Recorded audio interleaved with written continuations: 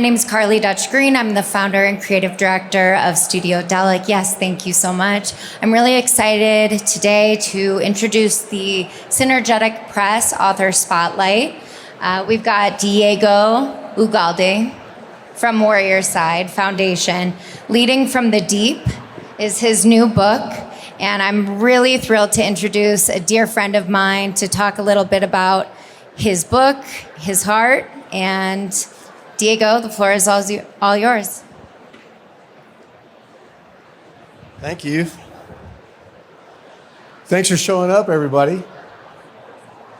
So just for context, the subtitle is A Navy SEAL's Psychedelic Approach to Conscious Leadership. So in October of 2005, I found myself in my first SEAL platoon in Ramadi, Iraq. And I was given a very unusual mission, which was to go by myself and team up with a team of 25 Iraqi soldiers that we had spent the summer training. It was just me and them, to go after a group of individual foreign fighters that were hidden within this town that we were working in. I had all the intelligence reports. I knew where everybody lived. But the thing is, when we work with Iraqis, they got to do everything they can to survive. So while they are training with the Americans and then going on American-related operations, they have these frequent vacations that are mandatory for them that happen about every month and a half or so. And in order for them to survive, when they're done fighting alongside the Americans, they go home and fight along the Mujahideen and Al-Qaeda. It's a very strange thing. There's not a lot we can do about it. So my mission was to get with these group of 25 Iraqi fighters, and I would take them through these secret locations to find enemy fighters who were responsible for burying IEDs in the road. They were killing their own people, very, very terrible things. So I showed up, I introduced them to who I was, and I said, get your guns, let's go. And we started walking, and I had my GPS, and we went from house to house, just arresting people. We did this after the first day, and we arrested 17 people. This is a very big deal. This is not a common occurrence. And on the second day, I had a mutiny. I had 25 Iraqi soldiers who were absolutely upset at me because I wouldn't talk to them, and we were going to do assaults on these people, and some of these people they knew. They didn't have any choice. They're soldiers, so we went on the second night. On the second night, we breached the door. We blew the door open, but there was an Iraqi soldier whose job it was to blow the door open. He didn't do the things properly that he needed to do, so he didn't sling his AK-47 right. And as he blew this door open, he swung his AK-47, and it shot a 7.62 millimeter round about an inch and a half away from my foot. It almost blew my foot off. Even the Iraqi soldiers knew that this is something that's very bad. That he thought in his mind that he was going to get in a lot of trouble. Something that he could go maybe even to jail for. But we went into the house and we cleared the house. We found our guy, but I noticed as we were clearing the house, he was very antsy. He was worried about himself going to jail. And I just held him by his shoulders and I said, it's okay. Just sit down. We'll handle the rest of this. You're not in trouble. It was an accident. The following day, the mutiny was over. I didn't know it at the time, but he was a very influential person within the unit. And he went one by one. I didn't ask him to do this. I didn't even know it was happening, but he went one by one to the rest of the unit and gave them some sort of backstory about me that calmed them all down. And on the third night, we arrested even more people, and there was no issues. That was my first platoon, and I had a lot to learn about leadership. There were all kinds of examples that happened in that single operation that taught me things about culture. Not only intercultural things between nations, but the culture of a unit. It taught me things about trust, deep trust. It taught me about communication, teamwork, and finally leadership. When I was active duty in the SEAL teams, the most common question that I got from corporate executives was, how is it that the SEALs work and communicate so well together? And I had answers for that, but I also found myself adding things that I knew that we didn't do very well in the SEAL teams. One of those things being compassion, the other one being emotional intelligence. So when I retired in 2018 as a senior chief, we started an organization, the Trident Approach, that helps teach companies like Google and Hertz and others how to lead like a SEAL with emotional intelligence and compassion. About a year into operations, one of my pathfinders came to me and said, hey man, I'm not coming into work next week. There's an organization that takes SEALs down to Mexico and treats their post-traumatic stress, addiction, TBI, and suicidality with psychedelics. And that was the first time I'd ever heard of psychedelics being used in the context of mental health. Before that, I thought it was just people messing around going to Disneyland or going to parties and that kind of thing. But at the same time, I didn't really care because I knew that he was smacked up pretty good with PTS. He had a lot of traumatic brain injury and he was addicted to Ambien. So I said, hey man, do what you got to do. I can't wait to see you when you get back. The following week he came back and he had a light in his eyes and a vibrancy to his smile that we had never seen before. Even his skin color was different. And we were like, bro, what happened to you? And he said, I got no words. It was life-changing. Need to introduce you to them. The following weekend I went down.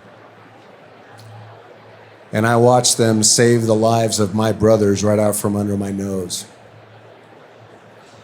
I'd been involved in medicine and psychiatry of some form or another almost all my life, and I have never seen anything work so powerfully and so quickly the way that I saw Ibogaine and 5-MeO-DMT work on these boys that I spent 20 years with. I went through 5-MeO-DMT and the first words that I could utter when I came out of the medicine was, how can I help?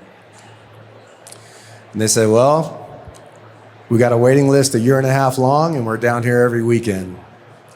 You want to come down as a veteran support person, you're more than welcome to do that. And so I did.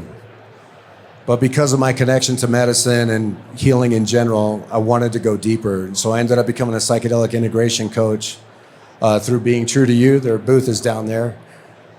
And not long after, I started being an integration coach with Heroic Hearts Project. Their booth is right down there.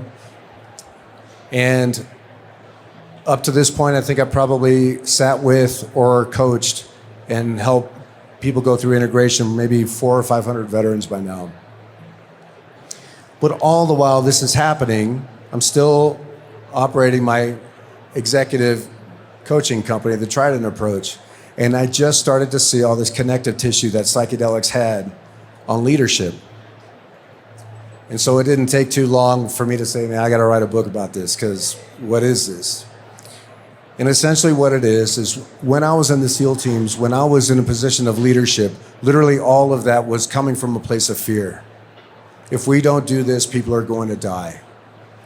If we don't do this, you're going to make a mistake, something's going to go wrong, and you got to be held accountable.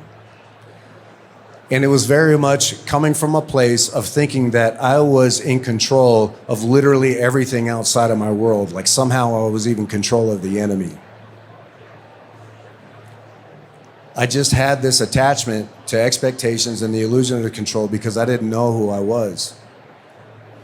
I thought I was my thoughts. I didn't even know that I had an ego.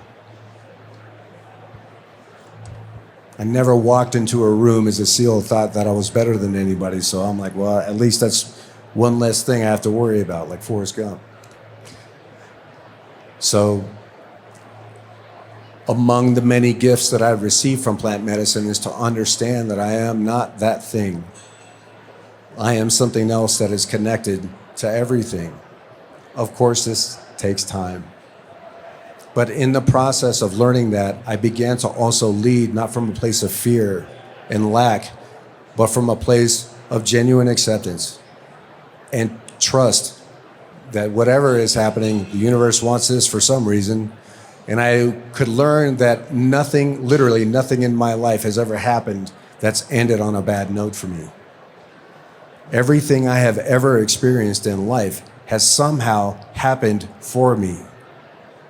So when I was in charge of leading people and something went wrong, it's like, oh, I wonder how this is going to help us. Instead of, what did you do, dude? Like, oh, you sit over there. Like, no, all that stuff is all gone. Or if I have that instinctual reaction, I can have awareness that that's happening and that I'm not leading from the best part of who I am. And I can breathe. And then I can reapproach this person and solve the problem through love and abundance and patience and acceptance rather than some emergency situation that needs to be handled or everybody's going to die. We train Google, we train Hertz, we train a lot of people in these spaces. And for sure, it's probably confusing for a lot of them to talk about these spaces of elevated states of consciousness. But in the end, there are individuals that we do connect with, and they are curious about this approach. But we have big impacts with them. And so if any of this interests you whatsoever on how to lead from a conscious space, I can tell you that our book has seemed to be very, very impactful and beneficial for really high-level leaders.